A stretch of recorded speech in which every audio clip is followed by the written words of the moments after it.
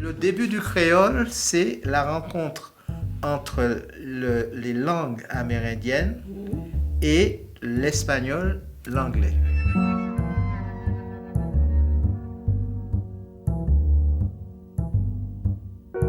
Je viens de la Martinique, qui est une toute petite île de la Caraïbe, qui a connu une catastrophe assez considérable à l'origine, puisque cette catastrophe, c'est la traite des nègres. L'habitation esclavagiste est devenue un creuset de diversité, une sorte d'arc-en-ciel de culture, de langue, de tradition, de conception. Et cela, ça a produit une culture très particulière que nous appelons la culture créole, qui ne ressemble pas aux cultures ataviques traditionnelles. C'est-à-dire, lorsqu'on a une culture atavique, on a généralement, lorsqu'on a un groupe d'hommes qui essayent de se définir, ils se racontent des histoires, puisque les hommes passent leur temps à se raconter des histoires. Donc il y a toujours un mythe fondateur, une genèse, un mythe fondateur et l'histoire de la communauté, qui donne une sorte de grand discours identitaire de la communauté, qui est généralement exclusif de l'autre. Alors que chez nous, il n'y a pas de genèse, il n'y a pas de mythe fondateur, où il y a toutes les genèses et tous les mythes fondateurs. Et toute la trajectoire de notre littérature a été une quête identitaire. Qui nous sommes? Est-ce que nous sommes des nègres? Est-ce que nous sommes des bâtards? Est-ce que nous sommes des métis plus ou moins d'origine africaine? Est-ce que nous sommes simplement une diaspora africaine? Enfin bon, donc on a les mots amérindiens, on a des mots qui viennent de l'anglais, de l'espagnol, du portugais, du vieux français. Et on a les mots qui vont venir de toutes les ethnies africaines qui vont être rasiées pendant la traite des nègres. Donc ça fait ce que Glissant appelle, Édouard Glissant, c'est un de nos grands écrivains qui a disparu récemment. Il dit que la langue créole est un écho du monde. Elle reflète toutes les langues du monde. When people began to write literature of the fiction and not just and poetry, what language did they all, in order to get published, did they write first in French, not in Creole? Ceux qui vont commencer à écrire, ce sont les métis. Comme ils étaient à moitié blancs, donc ils n'étaient pas esclaves. Donc ils ont pu aller à l'école, enfin ils ont pu ouvrir des commerces et envoyer des enfants à l'école. Et la langue, c'était la langue française. Rupture totale avec la langue créole, qui était considérée comme la langue de l'habitation, de l'esclavage, la langue du noir. Donc la langue de la culture et la langue de la littérature était la langue française. Et les premiers poèmes, ça va commencer par des poèmes, ça va être des métis qui vont écrire dans la langue française en imitant ce qui se faisait en France et en Europe d'une manière générale. Donc toute la première partie de la littérature est une littérature en langue française imitant la littérature européenne. Mais dans la culture populaire, on aura une littérature orale, la langue créole. Orale. Les contes, exactement comme ici. Les contes, les proverbes, les titimes. Les esclaves se réunissaient le soir et racontaient des histoires dans la langue qu'ils avaient créée avec les maîtres, avec tout le monde. Parce que la langue créole, c'est pas seulement la langue des Noirs. What I call an oral literature. It wasn't written down, but it was spoken. C'est une littérature orale. Yes. Les Haïtiens appellent ça l'oraliture.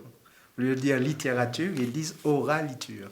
Donc il y a une oraliture, mais qui était complètement niée, complètement rejetée, et qui restait dans les quartiers populaires. En tout cas, lorsque la décision littéraire, le fait de produire de la littérature va apparaître, on ne va pas tenir compte ni de la langue créole, ni de l'oraliture, c'est-à-dire de cette richesse incroyable qui existait et qui était dans la population. Donc toute la première partie de notre littérature est largement une littérature écrite en langue française. Au départ, les colons européens ont des enfants avec des femmes amérindiennes et des femmes noires sans que ça ne pose de problème. Ce qui posait problème aux prêtres, c'est qu'ils ne se mariaient pas. Et lorsque la traite des Noirs va devenir une industrie. Hein. Il y aura vraiment, et qu'on va inventer le nègre, c'est-à-dire l'homme sans civilisation, déshumanisé pour justifier le fait qu'on les traitait comme des animaux. À ce moment-là, le racisme va commencer et les Blancs vont commencer à établir des hiérarchies entre les Blancs et non-Blancs et à commencer à se protéger et à valoriser la pureté raciale et à se marier entre eux. Donc, on a à peu près une histoire qui est très, très, très proche. Et lorsque j'étais plus jeune, je lisais beaucoup vos livres, mais aussi les livres d'André Brink, de Breitenbach, pour comprendre un peu nos colons à nous, nos Blancs à nous, qui sont à peu près de même fonctionnement. C'est-à-dire qu'ils essayent, dans une société de rencontres et de métissage qui était quand même plus important qu'ici, ils essaient de définir une identité basée sur la pureté raciale, en tout cas une sorte de négation du fait que les peuples, les cultures et les biologies s'étaient rencontrées, que ça avait donné quelque chose de nouveau.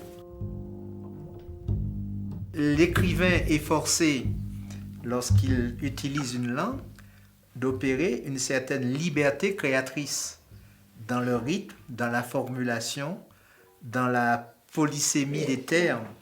Et ça, c'était très difficile parce que nous étions dans une situation où la langue était imposée et où la langue créole était complètement minorée. On nous interdisait de parler créole. Même aujourd'hui? Même aujourd'hui, ça a changé. Mais à l'époque, c'était vraiment l'interdiction. La langue créole, c'était vraiment la langue vulgaire, la langue grossière. Et il fallait parler un français et surtout écrire un français académique. Et lorsqu'on écrit un français académique, il y a très peu de chances de laisser sa liberté créatrice, surtout si derrière l'écrivain, il y a une culture composite qui ne correspond pas à la culture française. Ce qui fait que nous avions du mal à faire une littérature libre dans la langue française. Et ceux qui commençaient à écrire en langue créole, qui ont commencé à reprendre les contes, les proverbes, à retranscrire tout le monde de l'oralité, ils le faisaient avec le souci de sauver la petite langue menacée. Mais ce n'est pas le travail de l'écrivain. Est-ce qu'il y a beaucoup de publications dans cette langue? Oui, il y en a quelques-unes. Il y a eu un travail de militantisme pour recueillir tous les contes, les proverbes, les chansons, et pour les mettre à disposition. Il y a eu un vrai travail qui a été fait. Et puis, il y a eu des romans qui ont été écrits en créole. Lorsqu'on a voulu sauver la langue, beaucoup d'écrivains militants, notamment Raphaël Confiant, a écrit des romans en créole pour montrer que la langue pouvait aussi faire de la littérature et qu'elle n'était pas une langue de sauvages ou de descendants d'esclaves attardés. Mais le problème, c'est que lorsqu'on essaye de montrer qu'une langue est capable c'est-à-dire qu'elle est capable d'exprimer des choses, on ne fait pas non plus de la littérature, puisque la littérature ne fait pas défense et illustration de la langue. La littérature, c'est l'effervescence créatrice dans une langue qui nous est donnée. Et Glissant va dire qu'il est important pour l'écrivain créole de se construire un langage avec la langue dominante associée à la langue dominante. Un langage littéraire. Ouais, un langage littéraire, voilà. Quelque chose qui puisse témoigner de ce qu'il y a dans sa tête, c'est-à-dire langue française et langue créole. Voilà un petit peu. Et c'est pourquoi Texaco est écrit avec un langage où on a des mots créoles, des mots français, un imaginaire créole, la langue française. Enfin, ça témoigne de toute une trajectoire linguistique très très particulière.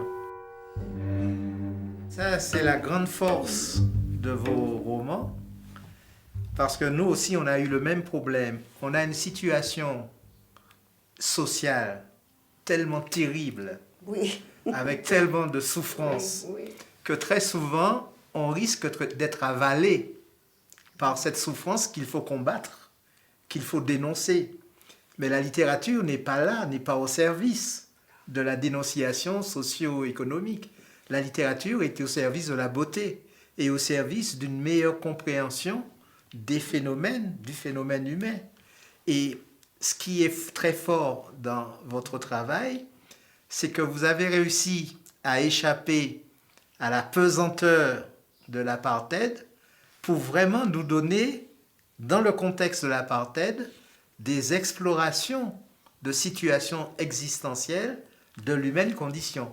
Nous trouvons des personnages qui réagissent et qui nous montrent l'humanité et qui nous permettent de mieux comprendre ce qu'est l'humain, mais dans un contexte qui était un contexte absolument épouvantable. Nous, écrivains d'aujourd'hui, nous ne pouvons pas avoir le même rapport absolu que Balzac avait avec la langue française. Non, bien sûr. Joyce, lorsqu'il écrivait, il a fait exploser l'anglais. Oui. Faulkner, quand il a pris l'anglais, il en a fait des choses. Ce qui fait que nous, aujourd'hui, nous sommes obligés de construire un langage, pas seulement une manière personnelle d'écrire la langue, mais un langage qui entend la présence des autres langues. Et l'autre élément, et ça, ce qui me paraissait très, très évident dans ce que vous faites, c'est que l'artiste et l'écrivain aujourd'hui est seul. C'est vrai que lorsqu'on est dans une situation d'oppression comme l'apartheid ou la colonisation, l'esclavage, on a tendance à faire du communautaire. On va résister, on va faire du nous. Alors que l'évolution du monde fait que de plus en plus l'artiste se détache de la fonction de porter une communauté, même s'il il se bat contre les injustices, et il exprime une singularité tout à fait personnelle, une lecture tout à fait personnelle du monde. Et c'est ça qui est important aujourd'hui. Les familles d'écrivains se constituent non pas sur la couleur de la peau, non pas sur la géographie, nous sommes du même pays, mais sur le rapport que l'on a avec toutes les langues du monde et la vision que l'on a du monde. Et dans votre travail, le fait que toutes ces explorations de situations humaines que vous faites avec beaucoup de finesse, de justesse, qui tiennent compte de la situation sud-africaine, mais qui nous montrent une trajectoire humaine, montre qu'il y a une singularité, en tout cas une trajectoire de Nadine Gordimer qui est tout à fait unique dans un contexte qui est un contexte qui, lui, va passer. Mais ce qui est important, c'est que nous avons une expérience Gordimer qui est tout à fait précieuse pour l'expérience que moi je dois mener dans le monde. Parce que aujourd'hui, l'artiste est seul et il est en face de la totalité monde. Il n'est pas seulement en face du problème de l'Afrique du Sud ou du problème du créole, il est projeté dans une totalité qui est le monde. Nos enfants sont un peu partout, nos petits-enfants sont entre plusieurs histoires, plusieurs cultures. Nous sommes face à la totalité monde et la littérature est obligée de témoigner de cette expérience-là.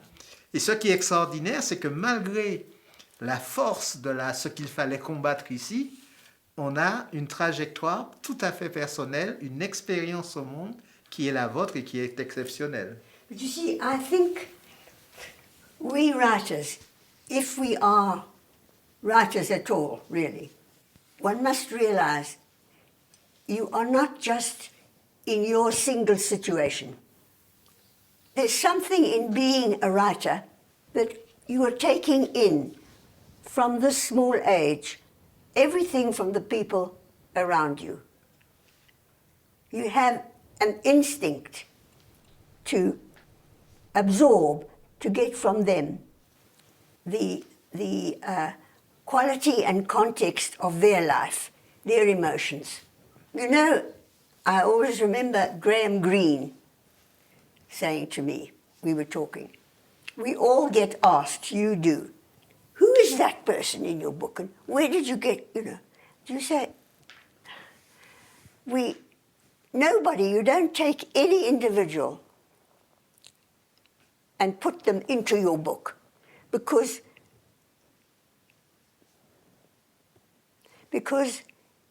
you don't know anybody completely. The person that you love and live with, you know them from that point of view.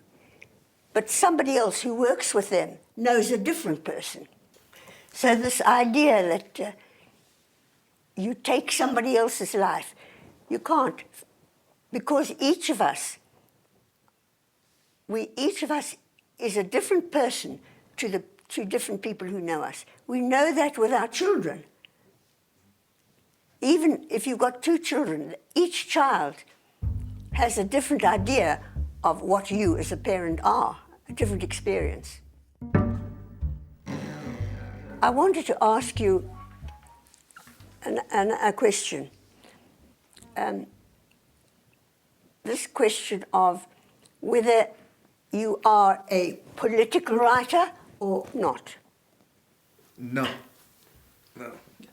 But don't you think that it's not a political writer is a non-fiction writer who writes directly what is happening in politics? But you and I, you from this age and me from that age, we are surrounded by circumstances which are decreed by politics. So from that point of view, what we write, no matter how far it is from a present situation in your life, it has the influence, indeed, of politics, because that's the conditions in which we live. Il est sûr que l'écrivain ne peut pas ignorer ce qu'on peut appeler le petit contexte, c'est-à-dire le contexte dans lequel il est. Ça peut être l'apartheid, ça peut être la colonisation. Oui.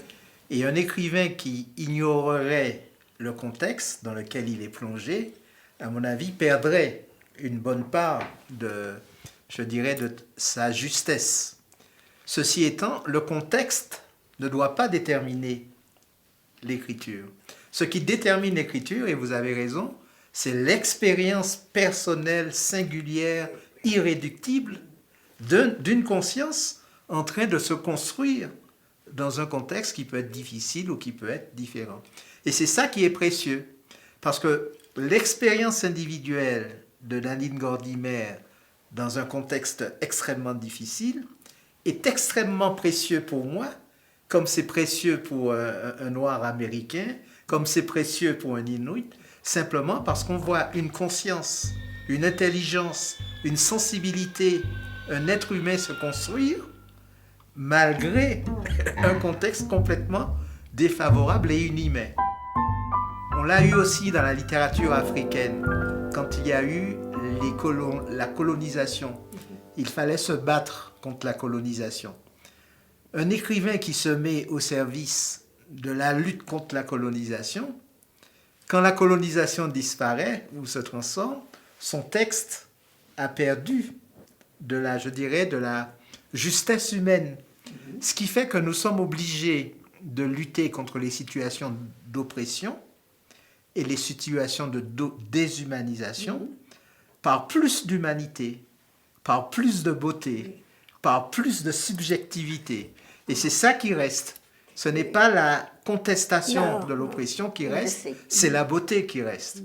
Et c'est la beauté est toujours révolutionnaire, parce qu'il n'y a pas de beauté dans l'apartheid. Il n'y a pas de beauté dans la colonisation. Il n'y a pas de beauté dans l'oppression d'une race sur une autre. Il n'y a pas de beauté. Alors que le travail de l'écrivain, c'est de fréquenter la beauté.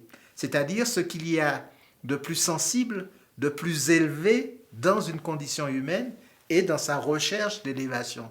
Donc, ce qu'il y a de révolutionnaire et ce qu'il y a de politique, c'est la beauté. Cette beauté que nous recherchons dans les situations humaines. But do you think we are still, as citizens of a Texaco, of a Soweto, of a city of Johannesburg, of anywhere, we have, not as writers, but as citizens, an obligation to act in some way against the oppression. I always quote, and to myself, Camus, Albert Camus, who said, the day when I am no more than a writer, I'll no longer be a writer. To me, what he was saying was you have responsibility if there is a law which is terrible in your country, your writing is one thing, and your writing may oppose it better than any action you do, but you still need to indeed make the protest action. How do you feel about that? Bien sûr, bien sûr. Dommage.